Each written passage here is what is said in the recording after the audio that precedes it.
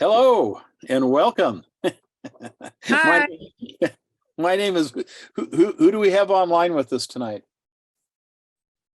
What is your name?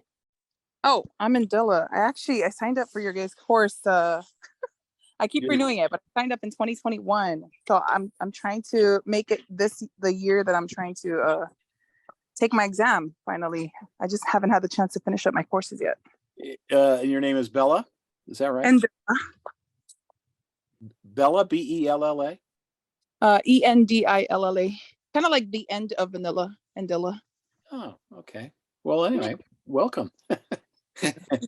Okay, you want to make that goal, we'll back you up 110%, okay? I do. I want to make it. Okay, all right. So year. I'm gonna give you my secret cell phone number. Which isn't going to be very secret after I give it out right now, but it's 801-556-8000. That's 801-556-8000. Operators are standing by, which would be me. But anyway, if you have any questions about this material or any other material, pick up the phone and call me. We'll spend a quality 3 minutes on the phone, okay? And you'll understand it. I promise you'll understand it. And you'll say, oh, well, that wasn't so bad. I'd much rather you did that than, try to weed your way through a manual and trying to find the paragraph that explains something, okay? Because it takes too long. But anyway, we can get you through the exam. We can, okay? Awesome. Yeah, and so just keep in touch and we'll, we'll electronically hold your hand and get you through there, okay? But you can't call me during the exam. Unfortunately, I could be the most help you then. I promise. All right, let's get started tonight. We've got some great questions on real and personal property and transfer of ownership of property and things. And so let's just get started right now with number one. The seller has agreed to include the riding lawnmower with the sale of their property. This is not unusual. A lot of sellers, they're going into a condo or they're not going to have that issue of property maintenance anymore, especially if they don't need a lawnmower. So they'll throw their riding lawnmower in on the deal. Happens quite a bit. The lawnmower will transfer ownership with the deed before the closing date through a bill of sale or based on a calendar. Ooh, okay. What do you think? Well, on these multiple choice questions, the best thing you should do is you should read the question twice before you read the answers. So if we were going to do that, the sellers agreed to include the riding lawnmower sale or property landlord. Okay, how was transfer? Well, are deeds used to transfer real or personal property? Real. Deeds are used to transfer real property, absolutely. So we're not going to transfer a riding lawnmower with the deed, so we can eliminate A. Before the closing date. Well, okay, it could happen before the closing date. It could happen a little after the closing date. It could happen on the closing date. But the date that it's transferring is not what they're asking you. They're asking you how will the ownership be transferred, not the date of which it will be transferred. So now we have a 50-50 chance. It's either C, through a bill of sale, or D, based on a calendar. And of those two, which would you guess? C. That's correct. And that's how you pass a multiple choice test. If you just reason these through, and of course we have tons of questions for you to work with too. And many of them do, bear striking resemblance, but that there's 3,000 questions in the database. So it's virtually impossible to say, okay, we're going to show you the exact question, okay? But we can show you the topic, and we can reason together, and we can come up with the right answer, okay? So that is correct. You were right. You were absolutely right. Correct answer to number one is C. Number two, let's talk about some water rights. Let's talk about riparian water law. Riparian rights dictate that a property bordering on a small river, okay? Okay, property on a small river. All right. A, owns the land under the river to the midpoint. This is riparian water law. B, owns the land to the edge of the river. Okay. Now, these are great issues to talk about. You either own the land to the middle of that river or you own it to the edge. The difference is what is that river used for? And in Utah, most of our rivers are not that substantial. You know, we do have the Green River and we have a few others, but in order to end your ownership at the edge, the water's edge, you'd have to use that body of water for commercial purposes. And really the only serious, well, there's two. One is Utah Lake and one is the Great Salt Lake, because they've had tours that have gone on those before in the past. So they have been used for commercial purposes. So no one owns to the middle of the of those lakes or to a river that's actually feeding those lakes. You know, right at the mouth. You know, there could be some issues there, but I had this come up just not too long ago. With a client of mine, and just knowing this was very helpful because riparian water law says you own actually to the midpoint of the river. I'll tell you how that worked in just a moment. C is subject to prior appropriation, or D has full rights to the water in the river. Okay.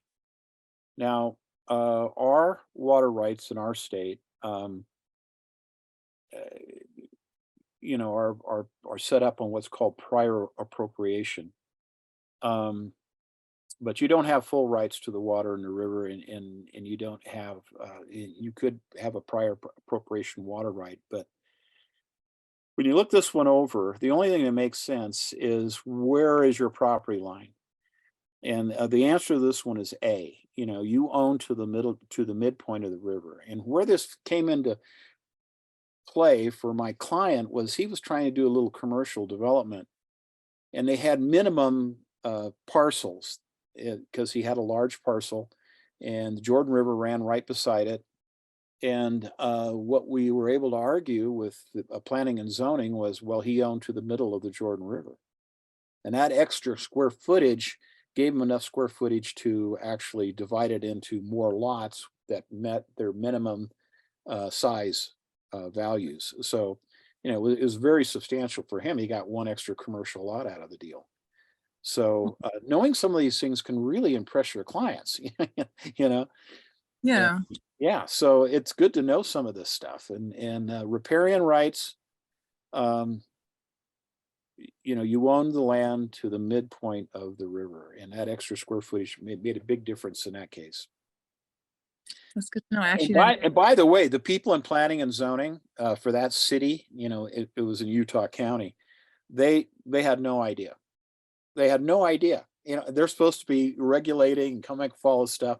They ought to. Dan, you ought to make them all go to your real estate school. Okay, number 3.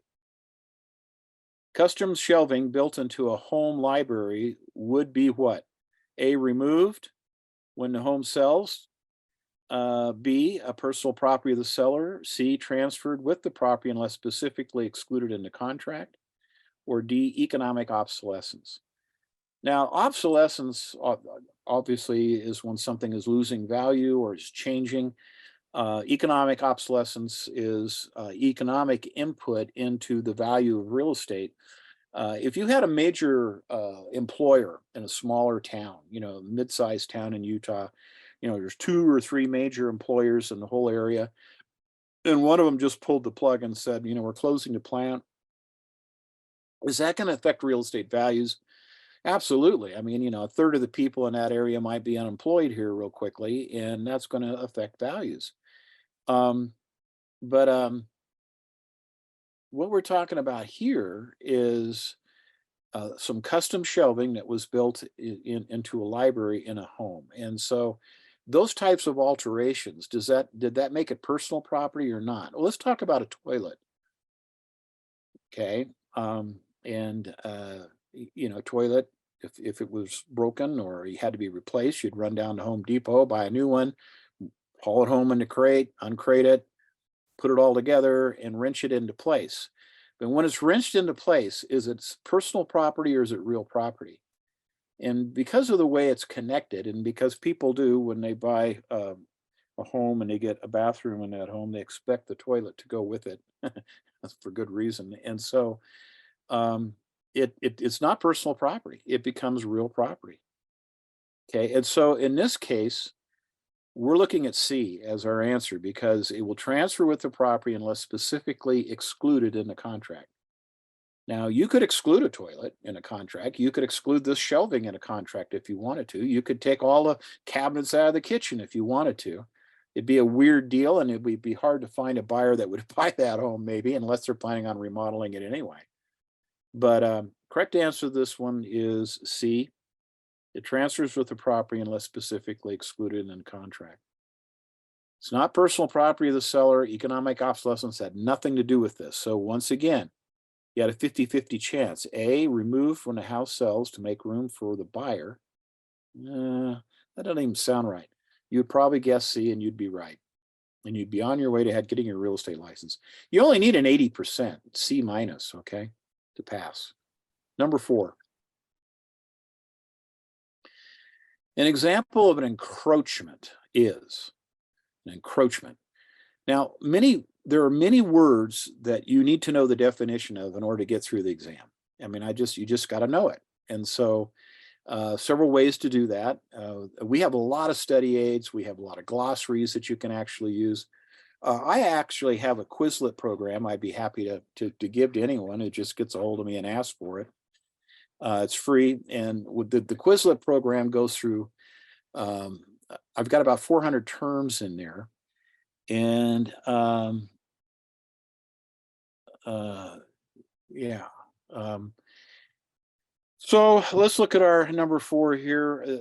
Someone's guessing A already, and you're absolutely correct. That is the answer. A carport roof that extends over the property line is an encroachment because it is encroaching or it's pushing over into your neighbor's ground. Even though it's not physically touching, it is hanging over, and their property line goes up to infinity and beyond. And so, that's our best example here. It's not permission to use a neighborhood's property across the street. That'd be like an easement or other types of less stringent agreements, but which we won't get into right now. But tree leaves from one property that fall into another yard, nah. The deed restrictions based on passes to all subsequent owners. Well, that's true, but it's not an example of an encroachment. Okay. So number 4, the answer is A. I hope you're doing well. Let's go to number 5, please. These are definitional items. You either know them or you don't. Okay, or you can guess. Some people put their finger on the screen and rub it up and down between A and D real fast. And pretty soon one's hot because of friction. That's right. That's right. 20%, 25% of the time anyway. An easement appurtenant is a right that transfers with the sale of property. Easement appurtenant expires after a specific period of time, is automatically granted if an encroachment persists. Nothing's automatically granted on an encroachment. You've got to enforce your rights. Just that there is no encroachment fairy that shows up and waves the wand and everything takes care of itself. You're going to probably end up in court. But it's what you got to do. Or D, can be revoked at any time. All right. So these. The correct answer is, once again, A. It transfers with the sale of the property. An easement appurtenant means it is appurtenant or goes with that property when it's transferred. And a lot of easement appurtenants, are very necessary. I mean, they could be for utility lines, a gas line, sewer line, water lines. It could be for ingress and egress to your property. So you'd want that definitely to transfer with the rights. So 5A transfers with the sale of the property. Okay, number 6. One of the most common easements on residential property is, now we're talking about an easement now. Ingress, egress could be for view, but it's a right that you have, okay? Roof extending over the property line, now that's an encroachment, okay? Well, they both start with an E, but one's right and one's wrong in this question. That's not right. A walkway to access a city park. Okay. That's not really a common easement on your property. Utilities such as water lines or power lines. Okay, well, that one is we've already illustrated that, and that would be the right answer. Or tree branches reaching over in the neighbor's yard. Okay, that's not a good example of an easement either. You know, that's the encroachment again, or a tree that's gone crazy. Number 6, the correct answer is utility lines and whatnot, like we mentioned at the very beginning. Okay. We have many questions, and we have many of these little 1-hour reviews that sometimes go 45 minutes, sometimes go an hour, but where we go through questions. And this is one way to really prepare for the test. I'd recommend it to you. I'd recommend you come. We do it every other Tuesday. So we won't do it next week, but we'll do it the week after that. And we have a lot of them recorded, and they're also available on our company's YouTube page, which is the Institute of Real Estate Education. And you can watch them there, and they're very helpful. And of course, you can call me too, and we can talk about things. And that could be very helpful as well. Number 7. Don't text me. Don't text me and say, can I call you? Just call, okay? Anyway, I don't like text. When a property is foreclosed on and sold, money received from the sale in excess of the mortgage amount, where does that go to? I mean, what if the property was worth $500,000, but it only had a $250,000 loan that was in foreclosure? Well, they couldn't make the payments, so they're going to lose the whole thing. But if people are bidding that up at the auction, they bid over what the loan was because there was competition. Then it was worth $500,000 all day long, maybe a lot more. So who gets that extra money? Well, what do you think? Do you think it goes to the attorneys? Lender? Well, I may have, pardon? Is it the lender? Does it go to the owner? Does it go to the lender? Or does it go to the buyer? It shouldn't go to the buyer. He's just buying it. Okay. It shouldn't go to the lender. They were owed $250,000 or so, and they got their money, and plus late fees and more fees and lawyer fees and all other kind of fees. So it's not going to go to the lender. It's not going to go to the attorneys. They don't have a right to that money. I mean, they may have some fees that they can collect on later, but that's different. It goes to the owner. It goes to the owner. So a lot of times owners, because of the rapid increase in prices that we've had over the last few years, you'll find people with $150,000, $200,000 loans on properties that are worth $600,000, $700,000, $800,000. And if they get in trouble on that underlying loan, and they're not smart enough to get it on the market and get it sold, or borrow some money and pay off that old loan, or refinance or do something.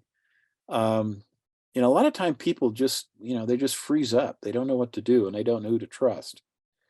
So being a trusted counselor for some of them can really pay off big, all for your customers, if you have enough intelligence to counsel them correctly, but also for yourself as well. I mean, you really ought to own your own properties, folks. Okay, number 8. If multiple lien holders have liens against the same property, how are they prioritized? Who has first priority, second, third, and fourth priority? There's a bunch of people that are owed money on this property. Maybe it was a new build, and there's a lot of suppliers and subcontractors and all kinds of contractors. Someone is guessing C.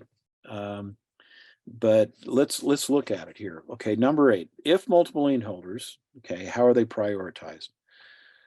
I wouldn't guess alphabetically. Okay, mortgage, then mechanics liens, then relatives. Okay, I don't know about that one. C, by the amount of money owed, or by the order that they are recorded. That's the one. D is correct. First to record in the public record is first and right. First to record is first and right. So how do we know something is a first lien? Because they recorded first. How do we know it's a second mortgage? Well, it recorded after the first. How do we know it's a third? Well, it recorded 3 steps down. Okay. So the order in which it was recorded is absolutely paramount. There could be a situation where the bank, who thinks they're in first position, actually is in second because something got screwed up somewhere. And man, that if you find a bank that had a problem like that, then usually you can get them to settle up things real quickly. Because something is wrong. Something was done wrong, and it's probably they're going to have to go back against the title company or somebody else in order to straighten this out. But in the interim, you can get them to stop foreclosure anyway. Number 9. What police power do municipalities use to regulate growth, population density within their jurisdiction? Now, eminent domain is not it. Eminent domain is the right of the government to come in and take the property for public use. And of course, we have a constitution, for our country, and Constitution says you can't be deprived of your property without getting just compensation. So yeah, the government can come in and say, we want to put a road right through the middle of your 10 acres. And we're going to pay you this much for it. And you can argue that, and you can come up with, is that fair compensation or not? I've done a lot of those for clients, and we usually will get them 20 or 30% more than what UDOT's offering. But eminent domain is not what we're looking at here. Eminent domain is the right of the government to take that to put in a road or something else that the public would benefit from. The correct answer is D. It's your zoning laws. Zoning laws are what regulate density and can we go commercial here, or is this going to be a low density residential area, or what's it going to be? The word is cheat. You see there's a ES, the S stands for state, and then the rest of the word is cheat. So as cheat is when someone dies intestate. They die without a will. They should have left it to BYU or University of Utah. You take your pick, but they didn't leave it to either one of the schools, their properties. And so the state can't find any heirs and there's no will. So after a period of time, they'll come in and take that property. We don't see a lot of property in Utah being escheated because it takes 5 years to escheat, and it only takes 4 years for there to be a tax sale. So normally it'll get to a tax sale before it gets to something where it's going to be escheated. But it could happen. There's all kinds of ways that could have happened, but it's weird if it does. And condemnation is the process of implementing eminent domain. So eminent domain and condemnation go together. Condemnation is, the notification process. We're condemning your property. You usually think of skull and crossbone placards on the house because it had some disease or something, but that isn't necessarily what we're talking about here. Condemnation could be any movement by the government to use their power of eminent domain to take that property for whatever use they needed it for. Highways, roads, hospitals, whatever it might be. It's a wide power, but you have to be treated fairly and you have to be paid fairly for that property, compensated fairly. Number 10, dividing land into building lots. Okay, which is, subdividing or developing, very profitable, something you want to look at. I mean, you can do smaller things, I've done 16 lot developments, I've done 4 lot developments, and I've done multiple, where we had 100 lots or more. But developing can be really profitable if you hit the market right and you know what you're doing. And there's so many ways to make money in our business and help people, bless lives and make money. Number 10, it's going to be regulated by subdivision regulations. That's the correct answer. And this isn't a federal mandate. That can be as local as the city, or it could be county if there is no city, or it could be city and county working together. Usually the smallest jurisdiction always reigns up on those, but it's not federal mandate. It's not an agency agreement like a listing contract. That's not dividing a property into lots, and it's not mortgage rules. Okay, so out of all these, it was subdivision regulation. That one wasn't that hard when you look at it carefully. Number 11, let's talk about meets and bounds. Meets and bounds is a way of describing property. It's a type of legal description, but every meets and bounds description always has this shows it as point of origin. On the test, you might also see that as point of beginning, POB. So it'll be a PO,